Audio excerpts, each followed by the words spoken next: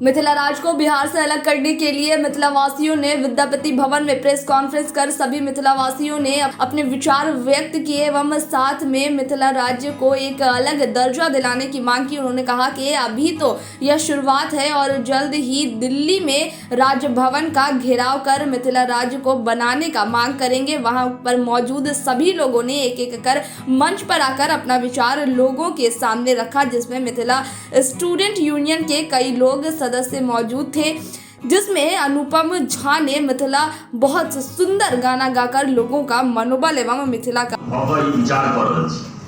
आ दोसर छै एकटा गिद्ध जकां पसरल राजनीतिक विपरीत अपन चाल चलैत रहै छै।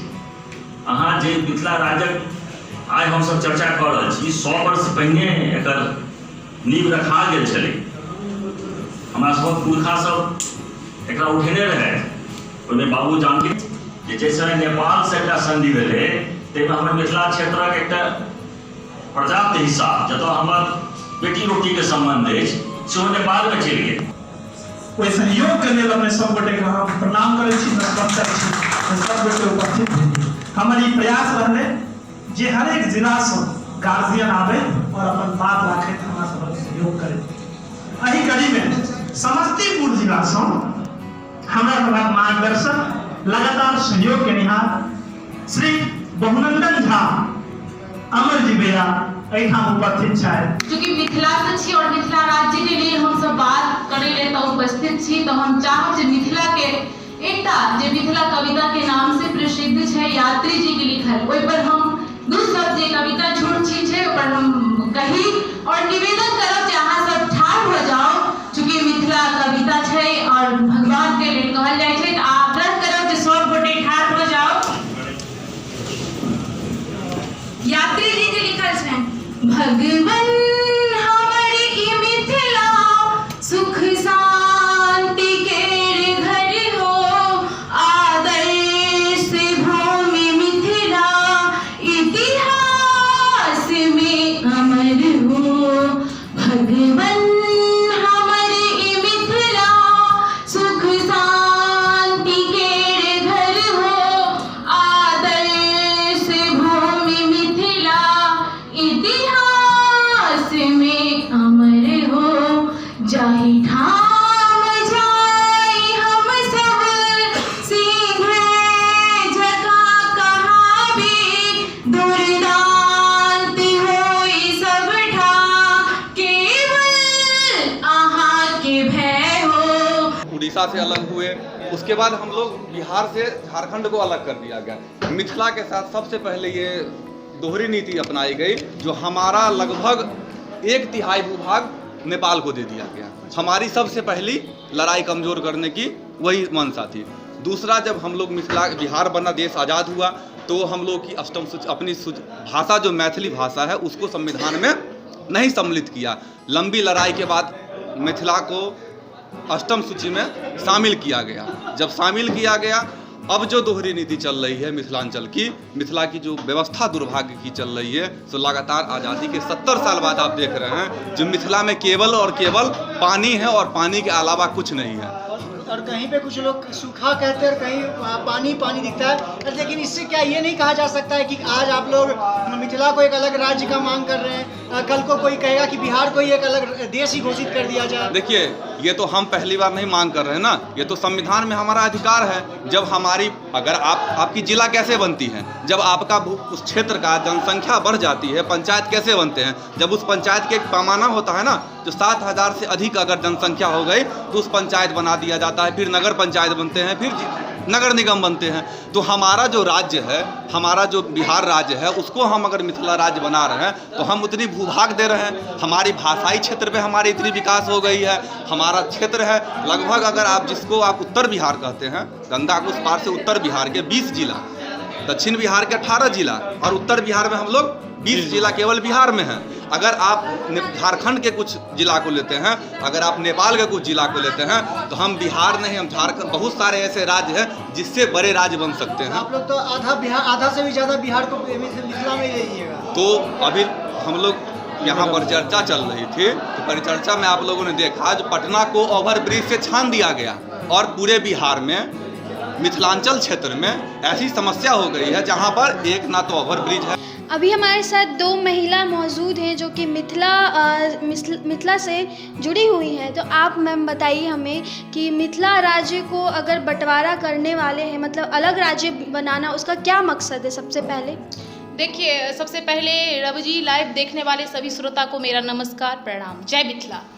आपका सवाल है जो क्यों आप लोग किस मंशा से बंटवारा कर रहे हैं, तो बीती हुई किसी सरकार या वर्तमान की जो सरकार है वो आप यदि देखा जाए इतिहास पलट के और वर्तमान की वस्तु स्थिति यदि देखा जाए तो मिथिला के साथ सदैव से सौतेला व्यवहार वो करते आए हैं। जैसे लोग कहते हैं कि बाप है कि बेटा के साथ अच्छा व्यवहार नहीं, 2 बेटा के साथ, तो हम लोग कहते हैं कि 1912 में बिहार नाम की उत्पत्ति हुई, बिहार राज्य नाम पड़ा, जबकि 1912 से यदि इतिहास पलटा जाए तो मिथिला ऑटोमेटिकली है।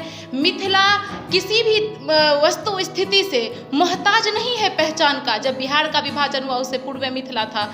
आप देख लीजिए, यहाँ पे विकास की बात अगर की जाए तो 2 तरीके से विकास को बांट दिया गया है। एक मगध के तरफ कर दिया गया है, नालंदा मगध को कर दिया गया है। गंगा के उस पार जितने भी क्षेत्र पड़ते हैं, मिथिला आते हैं, वहाँ पे कोई भी वस्तु स्थिति में कोई भी तरीके से वहाँ पे विकास की कोई गाथा नहीं है। जैसे कि यहाँ देख लीजिए, मरीन ड्राइव है, गंगा ग्लास ब्रिज है, आप लोग सुने ही होंगे।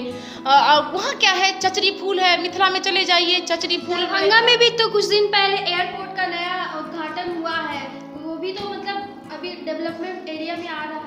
ठीक है, हाँ ठीक है। आपका कहना है कि दरभंगा में एयरपोर्ट हम लोग कैसे लिए, वो किस तरीके से हम लोग हासिल किए संघर्ष करके, लेकिन क्या एयरपोर्ट पे वो समुचित व्यवस्था हो पा रही है?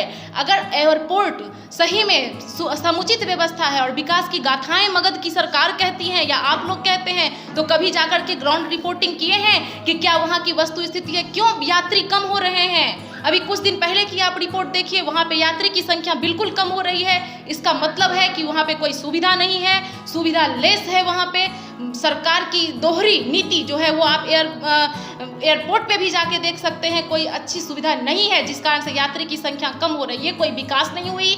ये हम लोग भीख तो नहीं मांग रहे थे कि आप एयरपोर्ट दे दिए, एयरपोर्ट पे कोई किसी तरीके से आप सुविधा नहीं दे रहे हैं, क्यों यात्रियाँ कम हो रही है? और एयरपोर्ट कोई नई बात नहीं है, वो पहले से थी वहाँ पे। आप ऐसा नहीं है कि आपने एक नई चीज़ दे दिया। ये दरभंगा राज्य जब था उस टाइम से उनका पर्सनल दरभंगा एयरवेज था, वो पहले से थी। आपने उसे बंद किया और फिर दोबारा स्टार्ट करवाने के लिए हम लोग को आंदोलन करना पड़ा और फिर आप स्टार्ट किए हैं। आप देखिए कि आप एक बस स्टैंड पे जाने के बाद जो आपका फील होता है वही आपको दरभंगा एयरपोर्ट पे जाने के बाद फील होगा। मैं एक दावा के साथ कह सकती हूँ कि इतनी खराब व्यवस्था एयरपोर्ट की भारत में कहीं नहीं मिलेगी आपको। अगर आप एयरपोर्ट बनवाए हैं तो वहाँ का व्यवस्था भी तो देखना आपका काम है। वहाँ की व्यवस्था का कौन जिम्मेवार है? अच्छा, तो मतलब अगर ऐसी मांग है कि मिथिला और बिहार से अगर अलग हो जाएगी, तो ऐसे अगर हर कोई बोलेंगे कि जैसे गया हो गया और भी अलग जिला को अलग करना होगा, अलग राज्य बनाना होगा, तो ऐसे बिहार का बंटवारा। सुनिए, बिहार की जहाँ तक आप कह रहे हैं कि हर लोग हल्ला करेंगे, 8 करोड़ आबादी, भाषीय आबादी मिथिला में है, 8 करोड़। जब हम लोग इतने संख्या में हैं और 6 करोड़ मैथिल की बात है, ये बहुत टाइम पहले भी कर सकते थे। ये आज से हम लोगों का आंदोलन नहीं है। आप बोले बहुत टाइम पहले से, हम लोग लगभग 57 साल, जब बिहार नाम की चीज़ भी नहीं तभी मिथिला अलग हुआ करती थी। तो आज हम लोग अगर अलग की बात कर रहे हैं तो कौन क्या करेगा, उस पर हम लोग क्यों जाएं? हम क्या कह रहे हैं, मुझे क्या अधिकार चाहिए? मिथिलावासी जोर जोर से चीख चीख के कह रहा है कि मुझे मिथिला राज्य चाहिए, और इसके लिए ग्राउंड से लेकर के आगे आने आप लोग अभी तक क्या कर चुके हैं मिथिला राज्य को अलग बनाने के लिए? हम लोग क्या कर लगातार संघर्ष कर रहे हैं। हमारी टीम हर जगह जाकर के, प्रखंड टीम, जिला टीम, सभी जिलों में जो गंगा के उस पार जितने भी जिले आते हैं, पूर्णिया, सहरसा, समस्तीपुर, विभिन्न जिलों में जाकर के हम लोग जागरूक कर रहे हैं। आने वाले 21 अगस्त को संसद भवन का हम लोग घेराव करेंगे। लगभग 10 से 15 हज़ार आदमी से हम लोग संसद भवन का घेराव करेंगे। यही रणनीति है हम लोगों का। मिथिला राज्य में कितने जिले आ जाते हैं? नहीं, मिथिला राज्य में कितने जिले आएंगे, नहीं आएंगे, कहाँ तक उसका भौगोलिक परिदृश्य होगा, ये सब बात की बातें हैं। आप जब मिथिला राज्य अलग होने लगेगा तो वो अधिकारी का काम है, या फिर जो मिथिला राज्य के प्रतिनिधि जाएंगे, क्या दिया जा रहा है, क्या हम लोगों का मांग है, वो एक बात की विषय है, उस पर बात होगी जब मिथिला राज्य फाइनली लगेगा कि अब अलग होने वाला है उसके बाद। लेकिन हाँ, जहाँ तक है कि बात की मिथिला राज्य में कहाँ तक आएगा, तो हम तो एक शब्द में कहेंगे कि हिमालय से लेके आप ग्रियर्सन साहब का अगर कभी पढ़े होंगे, आपको मौका मिलेगा तो पढ़िएगा, कि हिमालय से लेकर के और गंगा तक सब मिथिला भाषी है, सब मिथिला है, आप पूरा का पूरा मिथिला है। तो कहाँ तक होगा नहीं होगा ये सब अभी बात की विषय है। इस पे बाद में जब अलग होने की बात आएगी तो वो लोग क्या डिमांड देंगे या फिर क्या तय होता है वो सब बाद में होगी। फिलहाल तो मिथिला राज्य अलग हो।